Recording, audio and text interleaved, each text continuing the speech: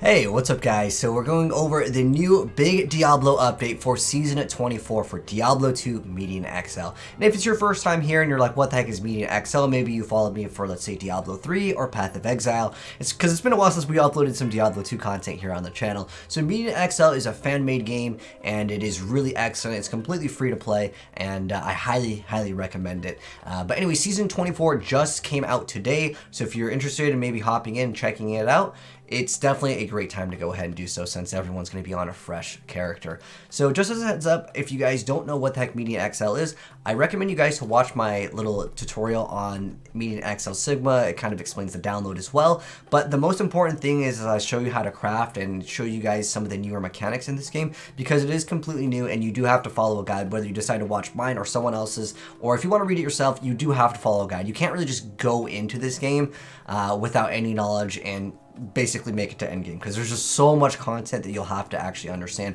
and a lot of the skills are completely different from the vanilla version of the game. So just wanted to mention that as a heads up. If you're new here, just watch that if you don't know what the heck Medianl Sigma is, because it's just going to make it so much easier for you. But we're here to kind of go ahead and go over what is actually going to be new here. I'm not going to go in depth on every single sentence on every patch note, but I will give you guys pretty much the summary of what's to come over here. The first thing I want to go ahead and show you guys as far as new content is the new Sacred Uniques that were announced and what the heck they do. So first off, we have Malus Domestica. This is, again, Sacred Unique. It's going to be a club over here, and it grants you the apple healing effect. It also grants up to 2 doll skills, some extra damage to undead, bonus percentage vitality, and then a huge random RNG on that life over there, 1 to 1,000 life, and then you get another 10% max life and 100% increased healing rate from apples. We've also got some extra physical resist and 10% reanimate as Tree of Life. We've also got a new balanced axe. We're just looking at the one on the right, the Ophiophagus over here, or Phagus. This is a new throw barb build. There's actually a lot of support for Barbarian, especially throwing and poison over here. But anyways, this is a new Sacred Unique over here. It's going to give you a strength damage bonus, and then on top of that, we have 1% enemy poison resist per 1% block chance, negative, and then 25% of dexterity added as enhanced weapon damage, plus 5 to barb skills.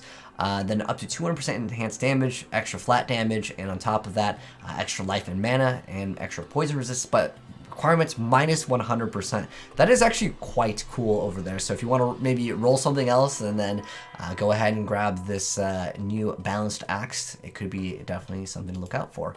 There's also a bunch of newer RuneWords. RuneWords are so awesome in Diablo 2, and it's glad to see, you know, them still supporting RuneWords. Not only do we get new Sacred Uniques, there are more Sacred Uniques, but they weren't actually shown off on the Medianl page. Keep in mind, this patch just launched today, so it might be added later down the line, but that's what was available for us right now. There's also a bunch of buffs and nerfs to a bunch of other Uniques in the game. But anyways, Memory is a new caster glove that gives you plus up to 55 energy factor to spell damage, plus 1 to all skills, 5% spell damage, 10% negative enemy elemental resistances, and plus 100 to life regenerated per second. We also have Snow Squall, which are some gloves that will have 10% chance to cast level 9 Cone of Cold melee on melee attack, plus 1 all skills, some cold damage, slow target, enhanced defense, some extra dexterity, cold, absorb, and target takes additional damage of 25. And then we've got Bartuk's Eye, which is a Necromancer's Scythe. It gives you 15% chance to cast level 30 Time Strike on striking, up to 4 Necromancer skill levels, enhanced damage, extra flat damage, ignores target's defense, and then some skill points to Whirlpool, which is a completely different skill. In this game, there's a lot of newer skills, and there are skills just like in the previous Diablo game where normally it wouldn't be available to your class, but then you can get it onto your class, which is quite cool, and then you have plus 1 life on striking. And then we've got Cut, which is a new Necromancer dagger rune word, and it's going to give you 25% chance to cast level 3 Quill Spike on striking, 1 Necromancer skills, 50% attack speed, extra enhanced damage, some flat damage, and up to 20% chance of crushing blow, so that's quite cool. And then we have Raptor over here. These are going to be throwing axes, and just as a heads up, it has all of the RuneWords right next to the name. I'm sure any of you guys that played Medianl already know about this, but just in case you guys didn't know what the heck the RuneWords were, because there are new runes in this game. But like I said, if you're new here, watch the Medianl Sigma. Otherwise, you're just going to be completely lost in the game. So you have 2% chance to cast level 60 Miasma on striking, negative 25% enemy poison res, plus bonus is Snake Stance, which is Barbarian only, maximum life 10, LE res 10%, 100 life after each kill, and plus 1 light radius. We've also got Riot over here, which is going to grant you 2 to 4 assassin skills. These are some claws, extra enhanced damage, some flat damage, crushing blow, 15%, and then we've got plus 2 SMG, and then 5% to energy, 50% chance of uninterruptible attack, total character defense, 101 to 150 over there. It cannot be unsocked, just like all the rest of them. But the last one over here that we're going to be showing off is going to be called Elementalist. This is for a Druid helm, so it drains 2% of life per second, but it gives you +1 to Hunting Banshee / Elemental Projectile, 5 Druid skill levels, and then enhanced defense and poison length reduced by 50%. So that could actually be quite nice over there as well. But the life drain, you could obviously try to mitigate it. Maybe with that new club over there that grants you that ability to have that apple over there, which is the Malus Domestica, which I think is kind of cool. But there's a lot of other changes over here, and I'm going to summarize these just as a heads up because there's just so much stuff to go over, and I just want to kind of cover the content that I would consider most people would be more interested in. So first off, the game has gotten so much easier with this newer patch for the mid game. So pretty much the main difference is the resistance penalty.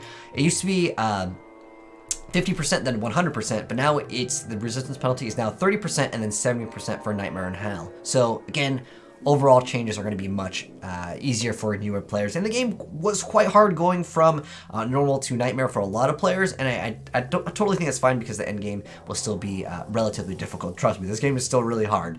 But we also have Sunstone of the Twin Seas. All resist is now 10%, and then the Asmodean's Heart all resist now 11 to 20% as well.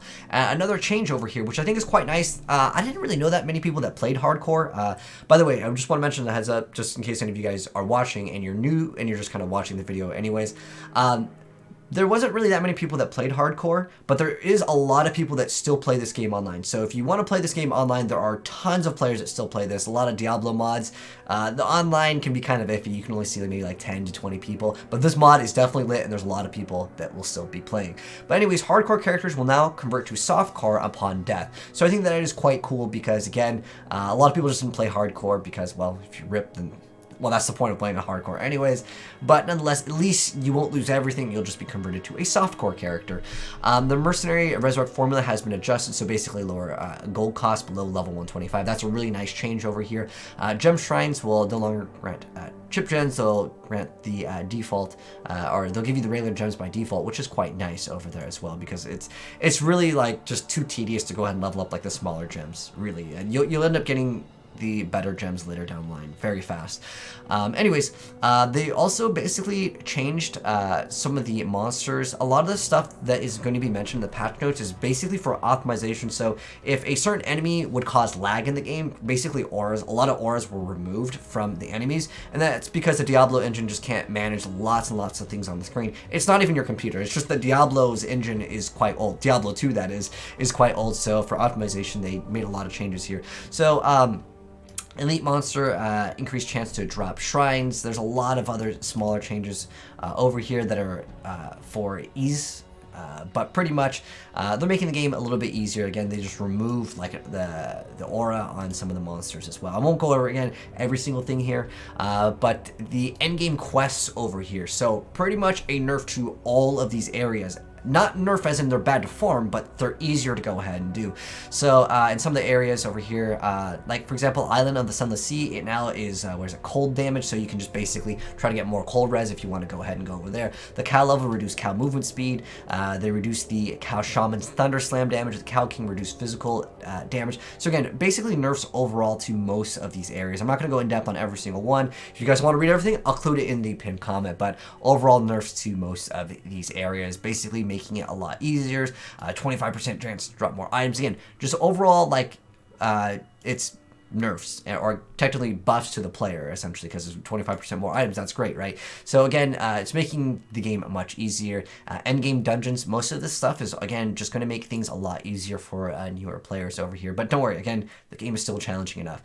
Mercenaries, they basically nerfed mercenaries, but they will be scaling later with the level. So over here, for example, you can see arrow side, the base duration is reduced by 40%, but increases with mercenary level up to 2x of previous value at level 120. So you'll be able to still scale it better, but at the end of the day, what it comes down to is the base level and how you get mercenaries in the very beginning.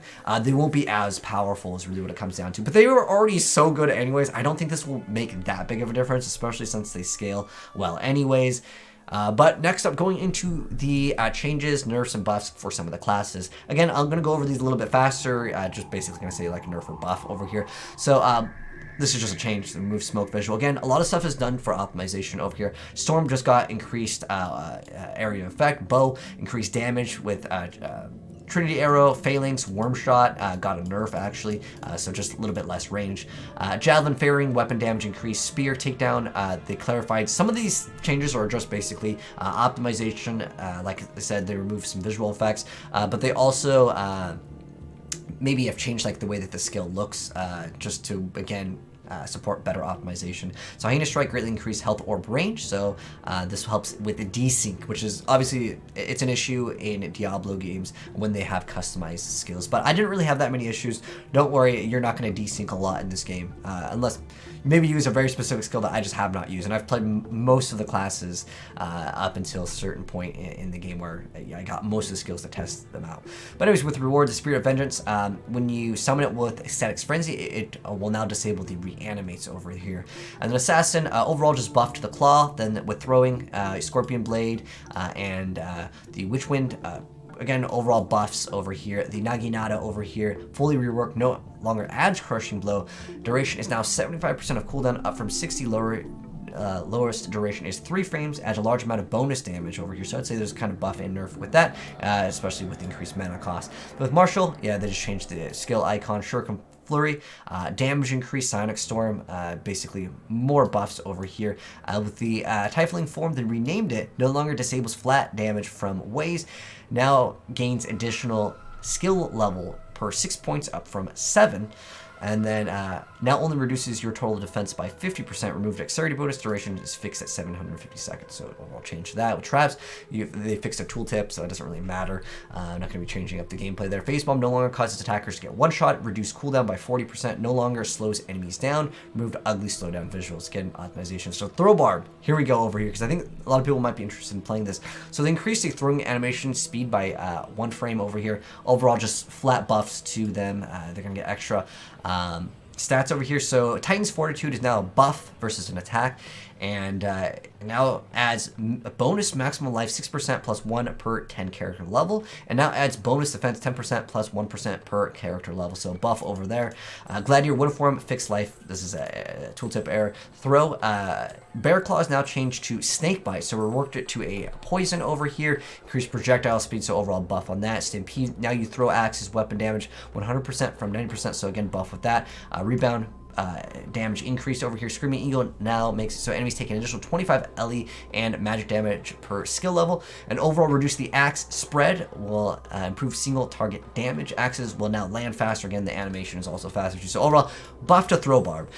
With Snake Stance over here, which is something else that we mentioned earlier, basically just a buff over here. Greatly increased minimum damage, and damage increased by 20%. Eagle Stance is now a self-synergy damage per base, 12% from 9%. So again, just a buff over there with Reward. The Nephilim Spirit, 5+ base level to innate elemental damage, explained below. And then Gladiator's Dominance now adds 30 plus 2 times level percentage to Barbarian skill poison duration. With Druid, Nova Shot bonus fire, increased damage, so buff with that. Werebear Rend, reverted graphics to previous Thorns, bonus damage reduced by 25% as previous vows did not account for EWD scaling. over there. I believe this is elemental weapon damage scaling is what it means by that. Anyways, Trap Rat Egg Trap bonus fire damage increase, so buff with that.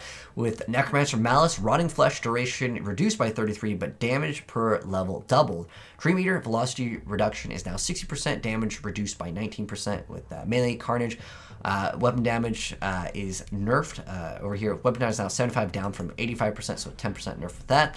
And then Parasite increased weapon damage from 90 to 100. Missile travel speed increased by 25%. And then Deathlord fixed cooldown description, so this is not really going to be changing much. Totem over here. Totem's mana cost per level reduced by 25%. Stormeye Totem damage increased by 25%. Support. Embalming now gets free 5% base HP, but scaling per hard point is now 5%. Sacrifices now feature Pygmy volunteers for reduced visual spam. Death Pact, slightly modified spell damage scaling with better rewards to investing hard points in the scale now properly scales with points in Dream Eaters.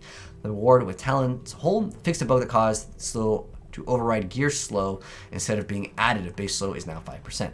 Now with Paladin, the Demiurge removed animates to enable Talon's Hold fix, life and death, fix the tooltip on that. Warlock Symphony of Destruction and explosion area effect increase, so buff with that. Light with Solstice and Equinox, they just fixed tooltip. With Sorceress, poison duration with Arachnomancy is going to be increased by 14%, so buff with that. Abyss, cold damage increase, so buff. Lightning, Thunderstone, main projectile speed increased by 17%. This thing actually moves super slow. I never really liked this skill at all, but nonetheless, that's going to be a nice little change. Sim of Isu now always heals for 50% of max life. Twilight of Havoc, damage increased at level 1. Damage now increases with skill level after 28. Next up, item-only skills. So some skills in this game are only available via getting a certain item, just like you had like Enigma or any item that would grant you maybe another character skill, another class skill or something like that. In this, basically they got a huge buff overall here. So pretty much these are the things that are going to be being changed. I'm not going to go over every single detail here because we're not going to make this video an hour long. But basically, a lot of the stuff can scale. Like for example, teleport, this is pretty nice. Mana cost is now 800 and decreases by 20 per level.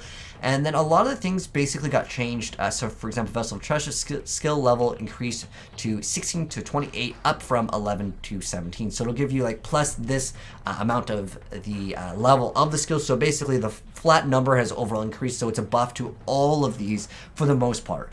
There might be some exceptions. Keep in mind, I'm not going to go over every single thing, but these are the ones that will be changed. And again, I'll pin that down below for all of these because I feel like this will just make the video way too long. And these are very specific for some classes. A lot of people won't be interested in it, and it might not be new content for you at all. Apocalypse is one of my favorites, so I'm going to go over this one because I didn't actually see this yet. So spell causes nearby enemies to explode doing fire damage now spawns scepters instead of assassin shields, and now spawns on gloves. Wow, this is huge, because before you'd have it on a staff, and it was awesome. If any of you guys have played Diablo 1, the Archangel Staff of Apocalypse, this skill is awesome, but I'm really excited that it's now on gloves, so I can still run like a shield, and that's really cool. But this is a pretty big change for me personally, because I plan to run Apocalypse, just because it's one of my favorite things in Diablo 1, and to be able to use it in Diablo 2 is awesome, so I'll probably end up doing that for a build. We'll probably do like a full playthrough here, so if you are new here and you do want to see me mess around with that, that would be pretty cool, but this is the biggest change over here.